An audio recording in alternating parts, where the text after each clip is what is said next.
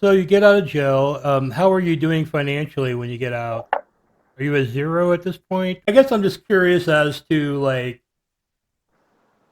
how hard it was for you to reestablish yourself after prison. Oh, okay. So, you're saying when I got out of prison after this first time? Yes. Okay, so this first time I was in prison, I read a lot of books, right? And I'm with a lot of black people and Spanish people and stuff. So I'm reading some of the books they say are good.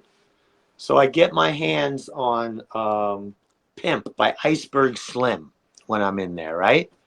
And this book's fucking good. And then I think I read a couple of his other follow-up books, and I said to myself, "Oh my god, I gotta get a hooker girlfriend and fucking make like a couple $1,000s a week and live like this guy doing nothing, or make millions and stuff." I don't know. So I get out of prison and I forget about that. I want to be a quote unquote pimp or escort agency owner or some shit like that. It was just like a little while when I was in prison. I'm only reading these Iceberg Slim books. It influenced my life. Isn't that funny? Mm-hmm. Well, not funny, I guess. Sorry. You're reading this book, so it sounds like this is sort of like what has set So I'm you reading off. that book, but remember also, I had owned a $20 million a year phone sex company earlier. So it's kind of creeping in that direction, kind of, sort of, not really. You know what I mean? Honestly, even when you're doing the phone sex hotlines, you're kind of pimping even then, right? I mean, it's I mean, you could voices. say a guy selling cars is pimping. It's Yeah, all yeah, shades of gray. yeah. But you are selling women for sexual gratification, even though it's on a phone. Then you read this book, and it's a flesh peddler, basically. Did Yeah, you it see? just Did seemed like such a fun life. were That you fucking drawing book. connections with this book and the stuff that you had done in your life up to this point? It just hit me as like such a different type of character this motherfucker Iceberg Slim was, and the world that he pulled you into. Yeah. It was such like a hedonistic fantasy world. You know what I mean? Like, just, I don't know, something I never contemplated. I didn't even know existed. It would manifest a little bit down the road. I get out of prison. I get out of prison for the first time after that 1.5 years. My stepfather was embarrassed about me.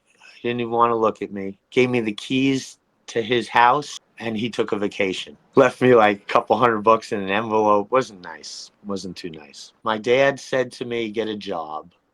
And I went on Craigslist, saw some stupid ad, and I went in and I ended up getting an interview in New York City at a company where I would be selling legal services to lawyers on the telephone. Right? It was called Legal Match.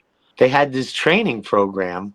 Like, I went there and I was an assistant to a salesman. I'm doing it for a week, and they tell me that I can't actually sell their product unless I fly out to San Francisco on my own dime, stay for a week at their headquarters and do training for a week and come back, and then I can be a certified salesman for this Legal Match. They told me it would cost at least $1,000 for the airfare and hotel, and I actually didn't have cash because I just got out of jail and everything, and all my stuff was fucked up. I got on the phone with the head of the sales for this company in San Francisco. I can't remember right now. I was like, basically, "Listen, motherfucker, I'm the best salesman that you'll ever have." Da da da da. I told him all my background, and I said, "Pay for me to fly out there, and I swear to God, I'll be the best salesman your company's ever had." And I got off the phone, and then like 10 minutes later, they call back, and they're like, "All right, we'll pay everything for you." So I flew out there. I took it very seriously, the training for this Legal Match company. I got back to New York, and now I owed them to pay them back. Like, well, no, they didn't want me to pay them back. They just believed that I was going to do well.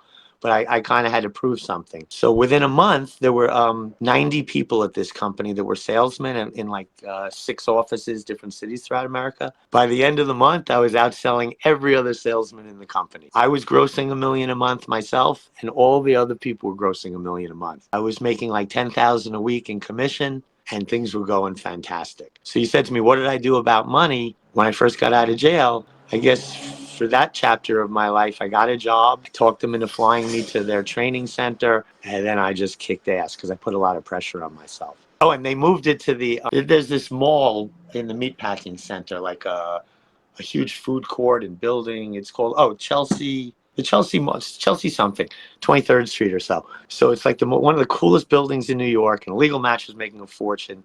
They had moved their offices into this building by the time I came back from training. So I was in like a rock star building, kicking ass, and I had hired 12 hot girls off of Craigslist to work for me as my cold callers. So they were just like a huge circle of hot chicks around me, feeding me like I was my own hammer.